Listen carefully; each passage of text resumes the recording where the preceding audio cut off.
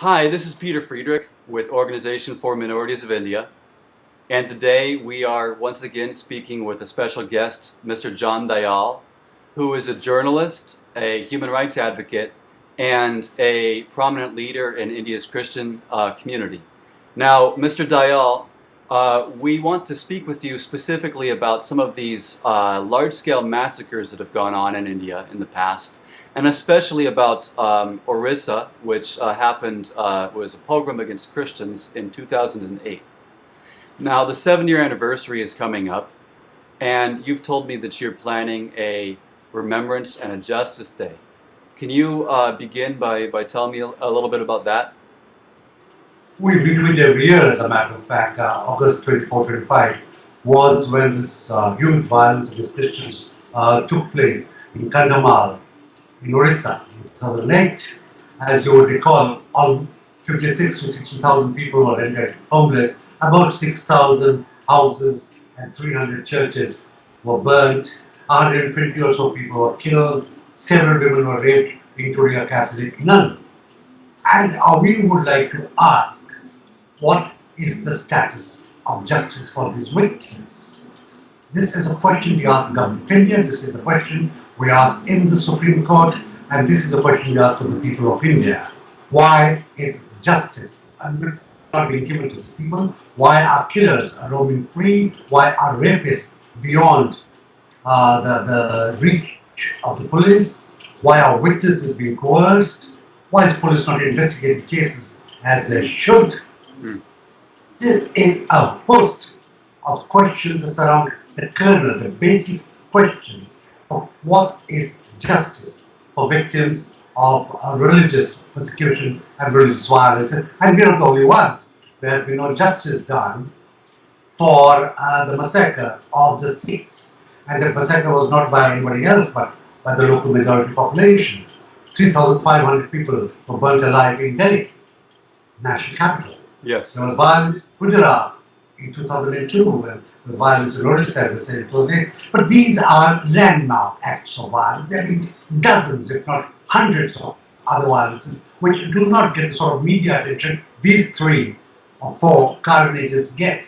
And we want to ask, why does India not have an ethos of truth and reconciliation? Why is justice not the routine? Why is justice done in an isolated case, but in large-scale cases where politicians are concerned, where powerful people are concerned, where political forces are concerned, where religious nationalism is concerned, there seems to be almost absolutely a state of impunity, a state of denial. Now, you say where religious nationalism is concerned, where these powerful forces are concerned. So can you explain to me a little bit, you said that 120 people were killed in this violence in 2008 in Orissa. How did the violence... At least 120. Pardon? At least 120. At least 120. That's that are actually accounted for. And certainly with such large-scale violence, I think you said up to 60,000 people displaced. Is that correct? 60,000 people had to flee that place. And if the forests were not there, if the hills were not there, the death would have been much higher, much higher. Yes, yes, and especially in such a confusing situation, God only knows how many people even actually died. So can you explain then, how did this violence begin? What prompted it? Was it just a spontaneous occurrence? Not really. It had been building up for quite a while. There has been a campaign of hate in that area, turning Hindus against Christians, painting all sorts of macabre images of the Christian as an outsider, the Christian as somebody who separates from a local culture, essentially stigmatizing the Christian. And this built up, and then there was a murder of a political religious leader, and then all havoc broke loose. All of us suspect it was organized violence. The violence of this scale doesn't take place spontaneously. Yes, yes. To have this happen on such a large scale, and as you said, with so much impunity. Now, Has anybody been arrested for this violence? Has anybody been prosecuted? People have been arrested, people have been prosecuted, people have been sentenced, but not in the sort of manner that justice demands. There were thousands of complaints. Only a few of them were converted into investigation cases. Of the few that were converted into cases of investigation, not all were brought to court. Of the cases that were brought to court, many were just dismissed. No evidence. Why should there be evidence when a man is murdered in a forest? It's for the police to find evidence. It's for the police to trace the witnesses. And the police forensic investigation was extremely shoddy. It was almost as if they did not want to find out. I see, and that's very interesting. You say it's almost as though they did not want to find out. You mentioned this nun who was raped in the course of this violence. Now, I'm familiar with a nun named. No. Do not name her. Under Indian law, we do not name victims of rape to protect their dignity and identity. Although everybody knows it, but still, I will not name the person in this TV interview. I see. I will respect that. Well, we also don't show faces. I respect that. This nun, however, her account that she's given of the atrocity that she suffered is that she was attacked and then she was taken and she was paraded in a state of undress by her attackers past a group of approximately a dozen police officers who then, according to the victim, proceeded to laugh and joke with her captors. Is this something that is this an accurate account of the incident? It goes beyond impunity. It would almost seem that the police, not that they could not act, didn't want to act. They wanted this to happen. I would say, in a fair society, in an issue of justice, the policeman would have been tried for complicity or for dereliction of duty, certainly. Yes, very much so. And so you say it's almost as though they did not want to act. That reminds me of reports from this other major incident in 2002 in Gujarat, where victims reported that they were told by police officers that we have no orders to save you, as though they needed to have orders in order to act on behalf of innocent victims. Now, you mentioned in your previous interview that Christians were attacked in Gujarat, and we commonly hear about how this violence in 2002 in Gujarat was targeted against Muslims. Can you tell me a little bit about the attacks that were suffered by Christians in Gujarat? Let me put it this way. The political forces involved in 2002 Gujarat and 2008 Kandhamal, Orissa, was the same political thesis, the same political ideology. I see. And what is that political geology? It is what we call the Sangha Parivar, Hindutva, which is a militant religious nationalism, which preaches hate, which says Christians and Muslims are not nationals, they're not patriots, they're aliens. It's the same thing that sort of propagates and teaches young people to hate others. It teaches them it required to kill. Yes. And this Sangh Parivar, and as you mentioned in your previous interview, the most prominent organization is the Rashtriya Swayamsevak Sangh, the RSS. It's a multi-million member. It's all male, if I'm not mistaken. It's uniformed. They wear brown shorts. Now, they're in some ways a paramilitary organization, and as you said, they appear to be the perpetrators of both this violence in Kandhamal and in the ideology. Because it's very difficult, because this is a secret sort of organization, although it parades openly, yes. But it would be difficult for us to produce their membership list. I cannot summon the membership register of the Sangha Parivar in a court of law. They will say, no, it's a voluntary force, we have no register. Very true.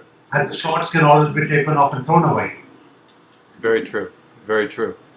So then in both Kandhamal, Orissa, in Ahmedabad, Gujarat, they And were many the other places. And perpetrators. many other places. And many other places. Now, what exactly did they do to Christians here in Gujarat?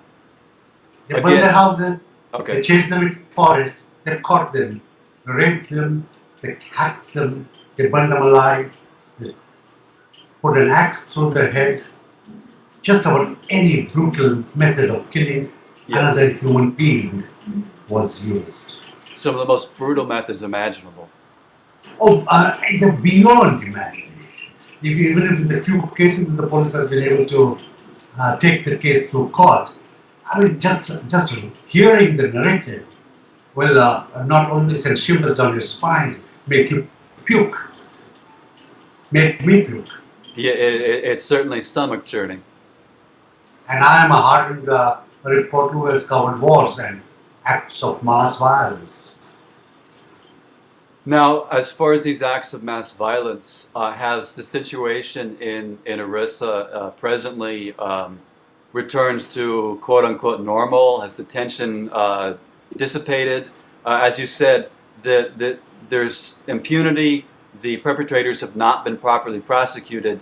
But are Christians in Orissa safe today in the current situation? There is no violence. But can you call a situation normal if one part of the population fears, if neighbor cannot trust neighbor, if criminals walk free, Yes. if coercion is implied? That is not a normal situation. That is not a normal situation. The abnormality has to be recorded, it has to be addressed, it has to be vanquished. Man must live in peace with his neighbor.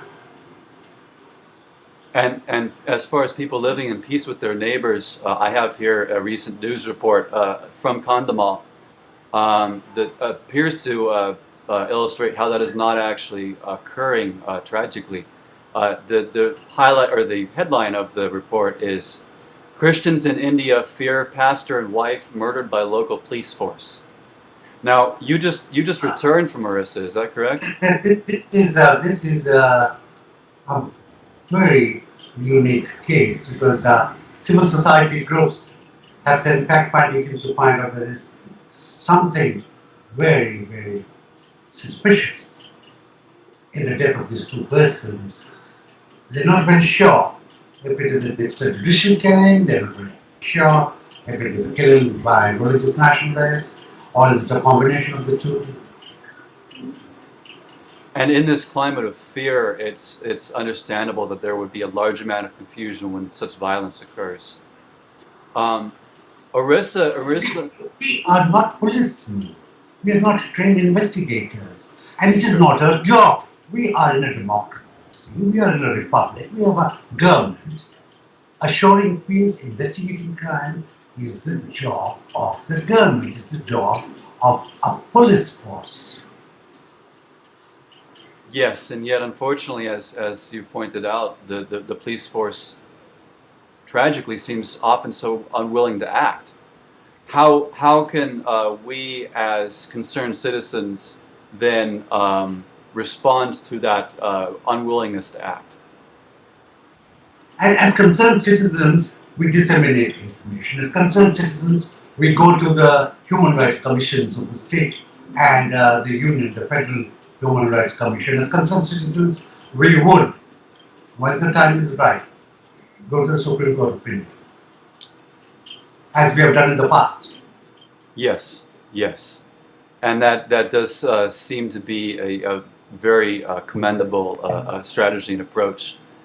We are peaceful people. What else can we do?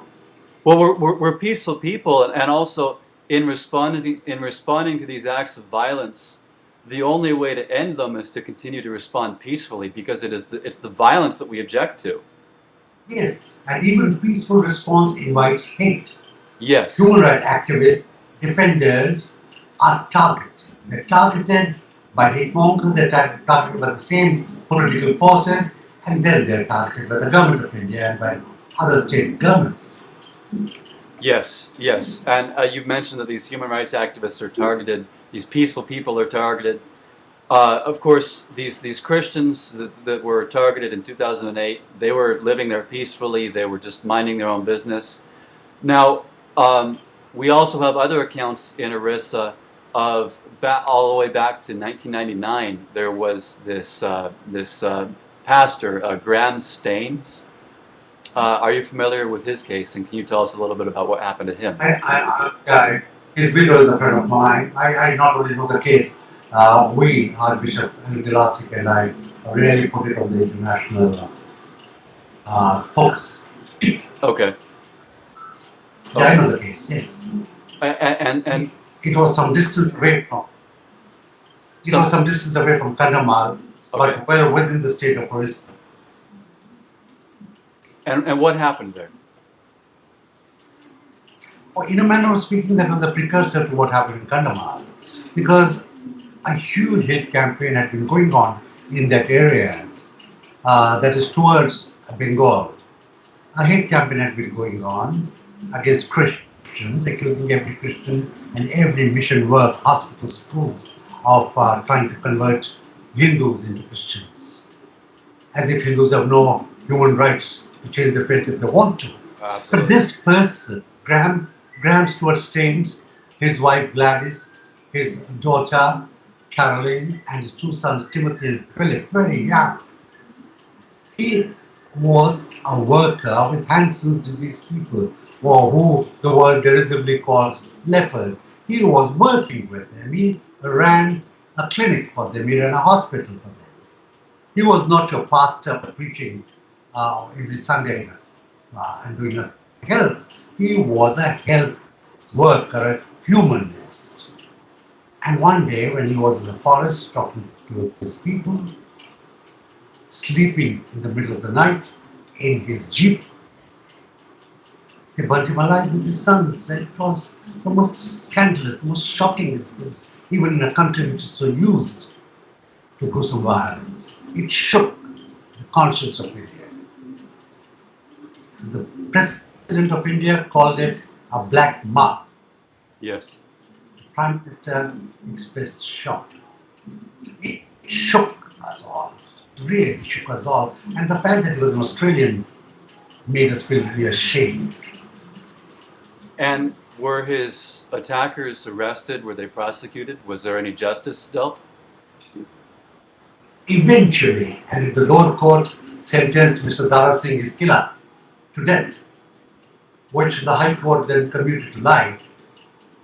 And we said, no, we are happy with life terms, because I personally, John Dayal, I am opposed to capital punishment. Man should not take man's life. Governments should kill nobody. Agreed. Gladys also did not want it to be hacked. But purely in obedience to the law, the government of the state went to the Supreme Court asking that he be given the death penalty. And then the Supreme Court upheld life term, but the judges made very funny comments. The judges said his death was a response to the issue of conversion of people to Christianity. We protested like mad, I can assure you that. The judge was forced to delete these words. And so then the judge was trying to justify the attack as a legitimate response. Even if he didn't want to justify, he seemed to have bought into the argument. And we resented that. And we resented the pure spite and the shame, the obscenity of that remark. And in that situation, if I'm not mistaken, again, the perpetrators were part of the Sangh Parivar. Were they VHP, I believe, Vishwa Hindu Parishad? No, they were part of the overall family. They were specifically members of the Bajrang Dal, I see. which is the Tweedledum and Tweedledee. Yes. It's but one difference is the same as the other. So it was the Bajrang Dal then that was behind this, and yet only one man was sentenced for the attack. No. I think three were. One of them was a juvenile, so he wasn't given the full punishment. But more than one were punished, but not. But many were let off for want of evidence. All right then. So now this Singh you say that it has this culture of hate that it spreads, that it treats Christians and Muslims and really anybody who's not Hindu as alien or foreign to India. Is this encouraged in this social organization? Are they encouraged in this behavior and in this attitude by legislation, by laws in India? For instance, we've heard about these anti-conversion laws. No, the law is very clear. These are crimes. Spewing hate is a crime. You may have noticed in all my interviews, I never speak against Hinduism. Yes. It's a great religion followed by a billion people. I never speak against it. I take care. And many not very to honorable protect people Hindu. are. I'm a Christian by choice. I'm a Catholic. Yes. I like being a. But that is not to denigrate anybody else. I don't denigrate Islam or Sikhism or Hinduism or Zoroastrianism or Baha'is or any other language. Or I don't denigrate communists. I'm happy to be a Christian. I think Jesus is my savior. Those are my beliefs. But religious nationalism is not religion. It is not faith. It is a doctrine of faith. Its roots, its inspiration is out there between the world wars in Germany. Yes, yes. And this RSS actually, the historical accounts indicate that it was directly inspired both by contact with Germany and contact with fascist Italy. It's in fact it's the brown shorts, and Hitler had his brown shirts. It's a matter of history. There are no two ways about it. All too much evidence. Evidence that it was founded as a fascist organization. The founding literature of these organizations, the statements and the writings of its founders make it very clear who the enemies are, who are considered to be enemies. Muslims and Christians and communists. The order changes sometimes, but that it is Muslims, Christians, communists are the enemies of India, say the founders of this group of political people. I see. And it seems that in some ways they've enshrined this religious nationalism, this fascism, into a legislative, a legal denial of freedom of choice. In these so-called anti-conversion laws, they're actually, on the face of them, they're called often freedom of religion acts. But it seems that they do the exact opposite, that they deny freedom of religion. And purely in terms of historical developments, the mindset rather than the organizations are behind India's anti-conversion laws. In the laws, the first law that was made against religious freedom was called Article 341, Part 3, which said for former untouchables of the Hindu religion, if they wanted any affirmative action, they had to remain Hindus. If they became Muslims, if they became anything else, those things would be taken away from them. So it was closing the stable doors of religious freedom in India. And then came, after 1956, came a series of laws in several states, 6 or more, which said that, which sort of considered that any conversion, any change of faith was either because the man was a fool and had been duped, or that he had a gun to his head and therefore became a Muslim or a Christian or somebody else. And they frame this in language of force or fraud. And they say that in order to prevent forcible or fraudulent conversions, the conversions have to be approved by the government. Is that correct? In some states, you have to take prior permission. In some states, our states are provinces. In some states, you have to inform the local government that you want to change your faith. Now tell me, you are living in a village surrounded by hostile people. What will happen if you go and you go to the magistrate and say, I want to change my faith? Your neighbors will kill you in the night. Your Yes. neighbors will just do you in. He'll treat you like an alien. But no, they will think you're a traitor, they'll think you're whatever, or they would just presume that you've been given a lot of money and they would want to have a share in that money. Whatever is the reason. But does it stand to reason that you have to take prior permission from the government and that the priest who is doing the baptism, he has to take permission or else he will be sent to jail? Well, Baptism is just it ceremony. seems to be a presumption that nobody does anything with sincerity. Let me get the law and the theology very correct. No priest, no pastor of any religion can convert anyone. It is the individual who exercises his human right Absolutely. to have a faith or not to faith. I can tomorrow become a Hindu or a communist or not become a communist. Why am I being denied that right? And why is the presumption that I have no reason, that I'm not a human being, that I have no free will, that I will only be bought or coerced? No. There's very little a man can change. I can't change my skin color, I can't change my parents, I can only change my nationality or my freedom of faith. I can change my faith. So as far as this Many freedom of faith, Indians change the nationality of African nationals. so then as far as this freedom of faith is concerned, it does very much seem that these anti-conversion laws deny freedom of faith, that they're actually a denial of religious liberty. And in Gujarat, What I really want to make is, they the have, point I want to make is, they are not denying John Dayal the Christian freedom of faith.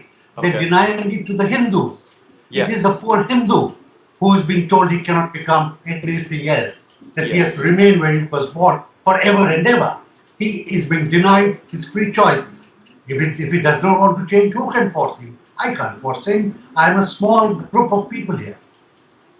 And that directly impacts the freedom of choice of the people in Hinduism who are so-called untouchables or outcasts, low castes, who are treated as the lower rung of the caste system. Yes, even the upper caste has been denied this freedom. Absolutely, yeah, it's across the board. I agree with you. Because So, immediately he becomes a Christian or a Muslim, he becomes an enemy of the state, he becomes an alien. This should not be. This is not what the Constitution says. It says freedom of expression, freedom of conscience, freedom to profess, preach, propagate your faith. So it is written. and that is very true, and it's written well. And yet, you mentioned previously that there is a what you called an underground church in India, which you said is at par with the church, the underground church in China. Now, expounding on that a little bit, would you say then that Christians have the freedom to practice and propagate their faith publicly in India? All of us have the freedom of faith, barring the former untouchables who convert to Christianity. They can't confess to being Christians because they will lose their jobs. Yes. They will lose the scholarships in universities, medical colleges, in engineering colleges. They will lose their citizenship rights to this extent. They will not lose the passport, but they will lose anything that the government has given them because they were former untouchables. That is not fair. So, to be able to get those things, they don't want to announce what faith they are, whether they're Muslims or communists or Christians. So they have to keep that their makes their identity a faith secret. under. And it makes their faith underground, and it means that they have to be insincere about who they are as a person. They have to keep their identity a secret. In Latin, it would be called in pectoris. They have to be Christians in the heart, Yes. or Muslims in the heart. Unlike me, they cannot carry a cross in their neck. Unlike me, they cannot go to the church. Unlike me, they cannot say boldly on television. I am a Christian. I follow Jesus Christ. So then it sounds like they really don't have religious liberty. And getting back briefly to these issues of the anti-conversion laws. See, in any other grammar, they don't have freedom of faith. Yes, they don't. They don't.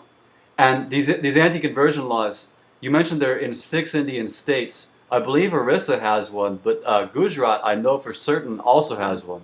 Orissa, let me count them for you. All right. Arunachal Pradesh, Orissa, Chhattisgarh, Madhya Pradesh, Gujarat, Himachal Pradesh. 6 states. Tamil Nadu passed the law, but then rescinded it. And we've seen in Gujarat, which has an anti-conversion law, there was this massive violence, this genocide against Muslims and Christians. In Orissa, which has this anti-conversion law, again there was a pogrom against Christians. And now, And you know why? Because this law stigmatizes Yes. religion.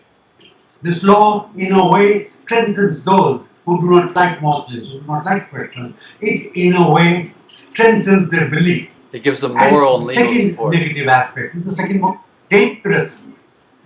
dangerous aspect is that even in states which do not have the law, the common folk, the police tend to believe as if there was a law in those states. I see. And so if people So want to presumption. convert, even in a state where there is no law, then the police might They will- interfere. They are likely to be beaten most often than not. And there has been a proposal. It was in the news in December of last year. Amit Shah and other prominent members of the ruling party at the moment have proposed making a national anti-conversion law. Do you think that that's a possibility? Many leaders, Mr. Venkaiah Naidu, the Minister for Parliamentary Affairs, has said there should be a law against conversion. The Home Minister has said that. Rhetorically, but these are ministers. Yes. Can they have such a law? It's a constitutional amendment. It requires vast majorities in the 2 houses of parliament. The BJP does not have that majority. So for the moment, they cannot bring this law. But the talk of this law bolsters, strengthens these forces of hate. So the sentiment is behind passing such a law. In practicality, it might be unlikely, but simply the talk of it bolsters this anti-minority sentiment. The talk is itself very poisonous. The talk is hate. Now, speaking of talk, and we're trying to ourselves abide by talking peacefully, by especially speaking on behalf peacefully of people who've been innocent victims of unwarranted aggression. In India, do you feel that you have a protection to demand redress of grievances from the government or to protest? I know that many peaceful activists like Irom Sharmila, a hunger striker from Manipur, and Surat Singh Khalsa, also a hunger striker from Punjab, that they've faced arrest and even prosecution for their protests. You personally, have you ever faced? Please. The police has arrested me twice for violating what they say prohibitory orders, for violating the law. Because I was protesting, my bishop was arrested. Once nuns were arrested and so on and so forth. It isn't the arrest. It is the hate. It is the abuse, the threat that I and other defenders get. At the state level, people like Tista Setalwad, who's defending the people, the Muslims of Gujarat, the state is harassing her. The state is persecuting her. The state is chasing her. The amount of hate and mail I get, and people like me get. I get mail saying, somebody says, we'd like to take your wife. Somebody says, we'd like to kill you. And everybody wants me to be externed or jailed or something else. So it is designed to coerce and to silence dissent, human rights defenders, Yes. all those seeking justice. But we will not be cowed. We are not afraid. We are not frightened. We will not be silenced. And we must stand together with that refusal to give in to fear. And so, in wrapping this up, what sort of changes do you think are necessary in India, or do you hope will occur to alleviate these problems that we've been discussing? India has been at various times a very civilized nation. Jawaharlal Nehru, the first Prime Minister of India, had a vision of an India where everybody was free, held its head high, had citizenship, ownership. That India is under threat. There are no rivers of blood on the roads, but there have been rivers of blood on the road. The struggle now is to see that India does not degenerate into that cemetery, that India remains a peaceful, democratic, modern, civilized republic with the rule of law. And many people say that, well, these issues, they're in the past, they're not going on right now. What must happen is just forgive and forget, pretend like it never happened. But do you think that there can be a hopeful, a peaceful future without justice and reconciliation? Has there been justice? These are not the days. These are not the days of Jesus. We do not expect the government of India to resuscitate, to resurrect the dead. But killers, we don't want them hanged, but killers must be held to account. Law must be implemented. The rule of law is the foundation of a modern state. Is it asking for too much? I wouldn't think so. I would not think it's asking for too much. And so you have a Remembrance and a Justice Day for the violence in Orissa, which happened 7 years ago, scheduled on August 24th. Is that correct? 25th of the prayers, but we are expecting in the first 15 days of September to organize a bigger meeting to release a book on justice in Kandhamal. It is in the final act of being published. We will formally release our current assessment of where is justice in Kandhamal 8 years after the worst violence that Christians have faced in 3 centuries. Well, we certainly very much look forward to seeing that book and to helping you to propagate it. And in conclusion, I would just ask you, what do you think? Are you hopeful? Are you optimistic for the future?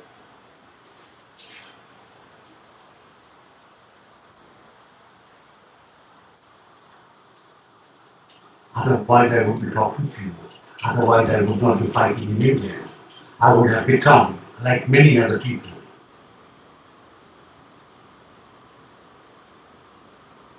Political asylum somewhere.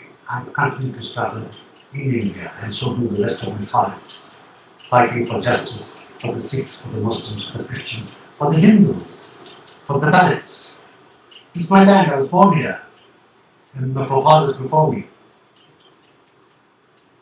It's my country. Well, John, that's encouraging to hear. It's been a real pleasure speaking with you today. And I look forward to staying in touch and hearing more about the situation over there and hopefully hearing about improvements. And I wish you the best. Thank you very much. Good night and good morning, as whatever the case may be. Thanks. Thank you. God bless. And you as well.